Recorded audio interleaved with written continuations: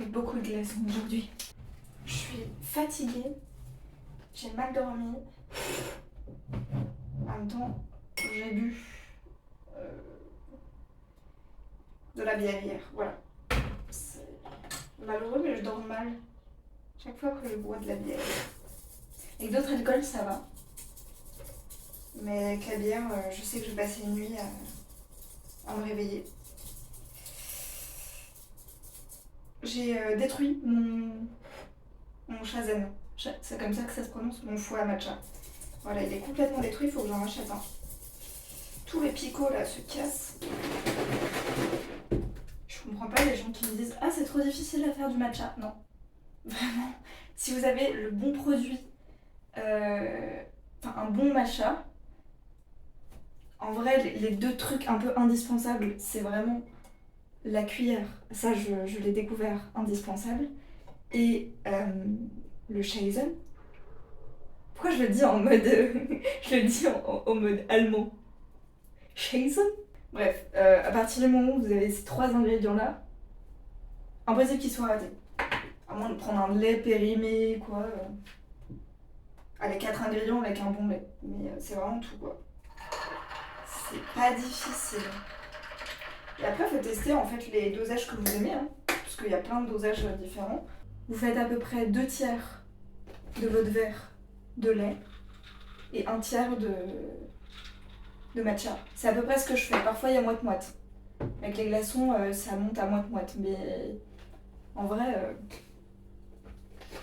moi, parfois, je le bois sans lait, donc c'est pour ça, ça me gêne pas, si vous voulez. Là, parce que j'en ai parlé sur les autres réseaux sociaux, TikTok, Insta, je suis en train de tester, j'ai bien entamé, le goût cerise de chez Milia Matcha. J'avais jamais goûté Milia Matcha. Je comprends les personnes qui choisissent pas forcément ce matcha dans le sens où c'est vrai que le goût du matcha est pas hyper présent, mais on a quand même un peu le goût du thé. Alors c'est pas du tout amer, ça c'est vrai. Moi j'ai vraiment craqué parce que c'était cerise et que vous m'avez demandé plein de fois de tester Milia Matcha. Et ouais, je valide. En même temps, je partais d'un matcha vraiment pas bon, celui de chez Palais d'été. J'adore Palais d'été, mais j'aime pas du tout leur matcha. Vraiment, il est pas bon. Et de mauvaise qualité. Là, vraiment, est-ce que c'est un goût de cerise? En vrai, j'ai l'impression que plus je le bois, plus je comprends le goût cerise. Mais au premier abord, tu sens que c'est aromatisé. Ça n'a pas du tout un effet chimique. Et j'ai eu cette question aussi. Pas du tout d'effet chimique du goût de la cerise. Mais c'est vrai que j'ai l'impression que ça a un goût de... Enfin, ça a le goût de l'odeur. Et l'odeur, j'ai l'impression que ça sent le gâteau à la cerise. Vous voyez ce que je veux dire? Ça a vraiment... Ouais, pour moi, c'est peut-être un clafoutis à la cerise ou une tarte à la cerise, vous voyez. C'est un goût très goûté. Et l'odeur aussi, du coup. Bon, c'est pas mauvais. Moi, j'aime bien. J'allais dire, je rachèterais pas. De toute façon, c'est une édition limitée. Je suis pas sûre que je rachèterais Milia Matcha, très honnêtement. Parce que j'aime les matchas qui sont aussi assez forts. Puisque j'aime vraiment, pour le coup, le goût du matcha. Et je n'ai pas de problème avec l'amertume ou quoi que ce soit. Donc, je pense que je rachèterais pas spécialement. D'autant plus que, par contre, je le trouve très très cher. Le packaging, tout est genre top, vraiment. Mais je le trouve très très cher. Je peux avoir un matcha que j'aime beaucoup. euh, Moitié moins cher. Littéralement, celui-là, avec la livraison, ça m'a coûté quasiment 40 €. Je peux en avoir un que j'aime beaucoup, qui a un bon goût, valeur sûre. J'ai pas besoin de commander, je peux aller directement en boutique. C'est celui de chez Umami. Il est top. Il est vraiment top. Donc, après, j'ai envie de tester d'autres matchas. Peut-être que je testerai Noka Matcha. Je suis beaucoup plus Ndiela, du coup, la personne qui a créé du coup cette marque, l'influenceuse qui a créé cette marque. Je suis pas du tout celle qui a créé du coup Noka Matcha. Pourquoi je vous en parle? Parce que les deux ont sorti leur matcha en même temps. Donc il y a un peu, pas concurrence, mais il y a des histoires comme ça que je trouve complètement débiles. Mais soit, c'est juste deux personnes qui aiment le matcha et qui ont décidé de créer leur marque de matcha. Trop bien. Moi, trop bien, genre hyper admirative. Mais je testerai bien quand même Noka Matcha parce qu'il paraît qu'il est très très bon. Pour le coup, je n'ai pas entendu un seul avis négatif sur Noka Matcha. Du coup, curieuse de goûter. Dites-moi si ça vous tente. Sinon, de toute façon, pour l'instant, Umami gagne haut la main en termes de qualité, de prix, de. Juste le design de la boîte est vraiment pas ouf. Mais bon, c'est comme ça. Voilà, c'était l'instant matcha. Et du coup, regardez-moi ça. Comme c'est beau.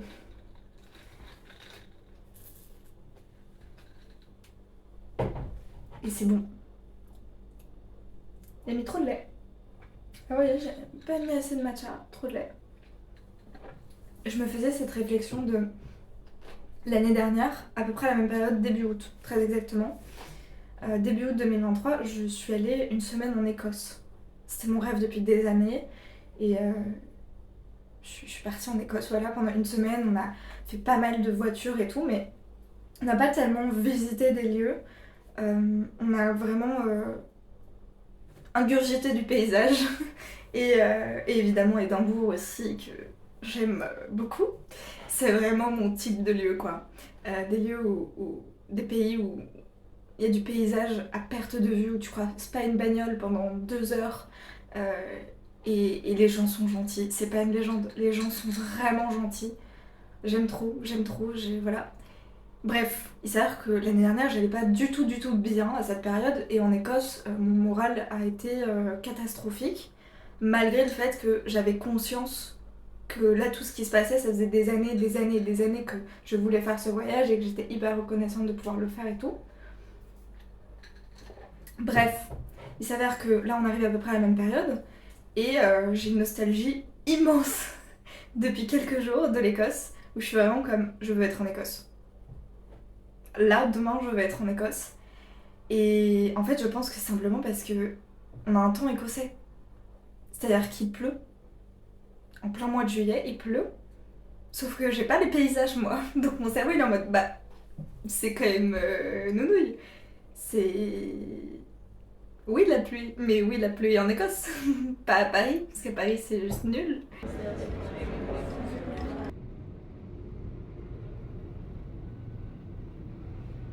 J'ai complètement oublié de vous filmer des choses cette semaine. Et j'ai un petit problème, c'est que j'ai une obsession en ce moment pour un café où je vais boire du matcha. Il faudrait trouver un nom plus simple pour les lieux spécifiques où on boit du matcha. C'est le Simmer Coffee à Paris. Et j'arrive pas à me raisonner. Genre là, je suis censée partir chez mes parents ce week-end. On est samedi. Mais j'y vais en fin de journée, donc peut-être que je peux aller au Simmer d'abord. C'est pas raisonnable financièrement, d'accord? Mais le matcha est tellement bon et ils ont des mochis vraiment excellents. Et des petites pâtisseries aussi, trop bonnes. Le lieu est trop chouette, un peu bruyant, ça c'est vrai, un peu bruyant.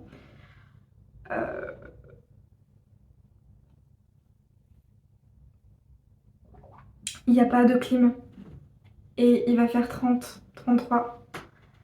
Mais j'ai quand même très envie d'y aller, du coup je crois que je vais y aller. Il y a un truc aussi qu'il faut savoir. Attendez, je vais vous chercher l'objet en question. J'arrive pas à lire chez moi, c'est vraiment un calvaire. Dites-moi si pour vous c'est la même chose, mais je n'arrive plus à lire chez moi. Je suis capable de lire dans le métro avec de la musique, même s'il y a des paroles. Ça, chacun ses petits talents si vous voulez. Et en ce moment, je suis en train de lire un pavé. Je sais pas, l'été c'est mon moment pavé en général. Et j'ai terminé. Bah, c'est juste là, donc je peux pas le prendre. Mais j'ai terminé déjà un pavé et à la base, je suis pas du tout une lectrice de pavé. Mais comme en ce moment, et depuis quelques mois je suis quand même à fond poésie, etc. Quand je lis un roman, j'aime bien me plonger vraiment dans l'histoire.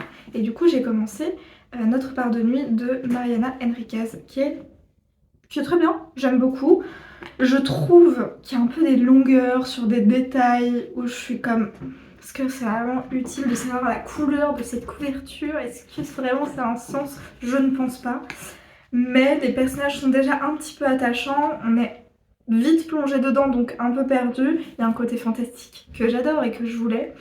Honnêtement, ce livre, je me souviens que je l'ai acheté l'année dernière en hiver en me disant je vais le lire en octobre parce que c'est l'ambiance. Au final, ça n'arrive jamais. D'accord? Ça n'arrive jamais.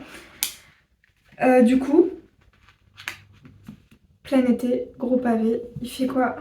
720 pages. C'est pas comme si j'avais 3 autres pavés qui m'attendaient depuis un an, mais c'est pas grave. Au moins, il est en poche, même s'il est un peu lourd, en vrai, il est transportable. Et pourquoi je vous le montrais? Parce que un roman, d'autant plus, je n'arrive pas à le lire chez moi. C'est insupportable, parce que j'ai de quoi me faire du matcha. Pas gratuit parce que je l'ai acheté, n'est-ce pas? Mais j'ai de quoi me faire du matcha, j'ai le confort de chez moi, j'ai le silence. Mais j'y arrive pas. Dites-moi si je suis la seule, vraiment, c'est très handicapant. Et je voulais vous montrer aussi. C'est pas une sponsor ou quoi, hein. C'est pas comme si YouTube c'était très pro pour moi. Parce que je fais vraiment que des vlogs, mais j'ai reçu de la part du Castor Astral, si vous ne connaissez pas, c'est une super maison d'édition de poésie contemporaine. Leur rentrée littéraire, ils sortent qu'un titre cette année. Trop bien. Voilà. De Alix Lerasle. Et regardez comment... Non mais ça je vous montre. C'est un petit plaisir à chaque fois. Le Castor, à chaque fois qu'il m'envoie des nouveautés ou des SP ou quoi. Service presse. C'est toujours trop bien emballé, genre. Pardon. Est-ce que tous les éditeurs pourraient prendre autant soin de leur envoi? Genre, c'est trop kiki. Et en plus, regardez, avec des petites cartes, avec les petites citations. Et bon, un petit mot. Et trop mignon, quoi. Et j'ai hâte de le lire. Bah d'ailleurs, je l'ai pas du tout... Je sais pas quand est-ce que ça sort, ça doit être noté. Attendez, je vais vous dire ça. Alix Lerasle. Elle est romancière et poétesse. Je connais pas du tout. Elle a eu le prix de la vocation, très bon prix. J'ai été aux 40 ans de prix de la vocation à la Maison de la Poésie de Paris. Et en fait, c'est un roman, ok. Un roman constitué de poèmes. Moi, c'est vraiment une forme que j'adore. Ces espèces de mix de genres, j'aime beaucoup. Et je regarde quand est-ce que ça sort. Exactement. Ah, mais oui, je me souviens, j'ai croisé du coup. Je vais pas du tout parler, mais je me souviens l'avoir croisé au prix de la vocation du coup. Enfin, aux 40 ans du prix de la vocation. Est-ce qu'on a la date de sortie quand même? Le 22 août. Bon, c'est assez prochainement quand même. Quand on reçoit des services presse comme ça, on a toujours un petit fascicule pour savoir de quoi ça parle, quand ça sort et tout ça. Moi j'aime bien les lire. C'est toujours intéressant. Ça a l'air d'être un huis clos qui parle de la famille, etc. Trop trop bien. J'ai hâte de découvrir ça. Parce que pour le coup, j'ai pas lu du coup son recueil. Mais du coup, si ça me plaît, je vais l'acheter. Son recueil, du coup, pour lequel elle a eu le prix de la vocation. Le prix de la vocation, c'est un prix qui est quand même assez reconnu dans le milieu des livres et de la poésie, du coup. C'est un prix qui est donné à des jeunes auteurs entre 18 et 25 ans, il me semble. 26 ans, je sais plus. Pour un peu les lancer, si vous voulez, dans le milieu. Il y avait Victor Malzac qui avait eu le prix de la vocation. J'en ai déjà parlé plein de fois de Victor Malzac sur les réseaux. Andrea Tomino. Je réfléchis, je les ai pas tous en tête. Mais Andrea Tomino ou On a peur mais ça va. C'est trop bien. C'est trop trop bien. Et à chaque fois, du coup, c'est un recueil qui a été publié chez Chêne parce que, je sais plus, Chêne est partenaire, en tout cas, c'est des auteurs qui sont publiés chez Chêne qui ont ce prix-là. Et c'est toujours des excellents textes en fait. À chaque fois, je trouve ça formidable, c'est hyper inventif, etc. Donc n'hésitez pas à aller, ça doit être noté sur internet la liste des personnes qui ont reçu le prix de la vocation. Mais ça peut être une bonne idée pour découvrir de la poésie contemporaine qui vraiment... je trouve qu'il y a un vrai style à chaque fois. Voilà. Mais du coup, j'ai ça à lire aussi. J'ai trop hâte de le lire. Mais du coup, comme c'est vraiment un roman, est-ce que j'attendrai pas un peu? Peut-être à un moment donné où j'en aurai marre. En plus, c'est un grand format. Donc, il va très lourd. Mais je pense que je vais attendre un peu. En ce moment, je vous avoue que là, je suis vraiment dans un mood...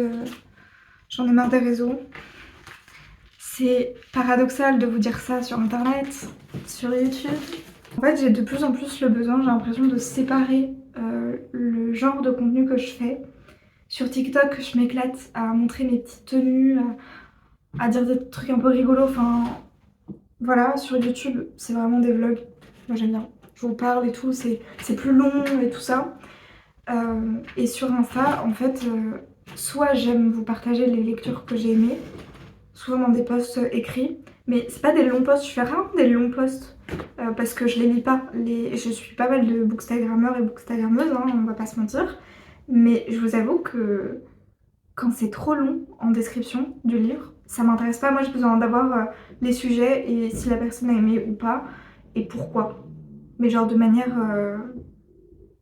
je sais pas si on a entendu mon ventre, mais il fait vachement de bruit. Mais de manière concise quoi. Ça m'intéresse pas d'avoir un avis... sinon je lirais un journal, vous voyez ce que je veux dire? Donc en général, moi j'écris juste 3-4 lignes, comme c'était bien, ça parle de ça, j'ai adoré. Ça peut paraître un peu dérisoire parce que du coup, en plus je parle pas tellement, en fait je parle pas des livres qui m'ont pas plu, sauf si vraiment je fais une vidéo et tout, mais je parle pas des livres qui m'ont pas plu, donc c'est vrai que ça peut être un peu redondant de j'ai adoré, j'ai adoré, j'ai adoré. En fait le principe c'est simplement, pour moi quand vous allez sur mon compte Instagram, Vivre en poésie, ça y est j'ai changé le nom d'ailleurs. Voilà, je vous remets en description de cette vidéo les bons pseudos. Mais c'est vrai que pour moi, quand vous allez sur mon compte Insta, sur Vivre en poésie, ben, c'est simplement comme une bibliothèque où vous pouvez trouver des idées de lecture en poésie. Moi, c'est mon seul but sur Insta et c'était mon but de base et je crois que je l'ai vachement perdu de vue avec l'idée de faire de l'influence et tout ça. Et de m'amuser autrement aussi, ça me plaît toujours, mais je pense que vaut mieux que je réserve ça un peu à TikTok. Même si je sais qu'il y a des gens sur Insta qui aiment bien ça, mais je sens bien que j'ai un peu perdu les gens à force. Et sinon, j'ai mon autre compte Instagram qui, je le prends vraiment comme un compte perso en vrai. Même si c'est un compte qui est quand même dédié à mon travail d'écriture. Et je poste aussi un peu des photos que je fais, parce que je fais un peu de photos et j'aime ça. Mais ouais, je le prends un peu comme mon compte perso, j'aime bien. Du coup, c'est un peu devenu mon compte principal maintenant. Mais dans ma vie, genre, après, il y a moins un côté de travail. Il n'y a pas de côté travail. Mais je partage quand même ce que... Il y a vraiment juste cette idée de partage. Et j'ai l'impression que sur l'autre réseau, enfin, sur Vivre en poésie, je m'y perds hein, là. Je vous perds aussi un peu. J'ai l'impression que je me suis justement trop perdue dans cette idée de il faut que ça fonctionne, il faut que ça fonctionne. Bah non, en fait, j'ai juste envie de partager les lectures qui sont cool. Et ce que j'ai envie, c'est que quand les gens viennent sur mon compte, ils trouvent plein d'idées de livres à lire qui sont chouettes. Et plus particulièrement en poésie, forcément, parce que bah, c'est mon truc. Voilà. Donc, si vous voulez un peu de moi en mode version chill, tout ça, c'est sur YouTube. Si vous voulez une version plus concise, des petits looks, des trucs comme ça, où je m'amuse, hein, clairement, c'est vraiment un espèce de cahier de brouillon pour moi, TikTok. Bah, TikTok, du coup. Si vous voulez des conseils de lecture, Vivre en poésie sur Instagram. Si vous voulez suivre un peu plus ce que j'écris, Pomme Poète. Pomme Poète. C'est moi. Sur Instagram aussi, du coup. Il n'y aura pas de compte TikTok pour ça. Je vous le dis direct. Je pense que c'est pas l'ambiance de TikTok de toute façon. Voilà. C'était les petites news.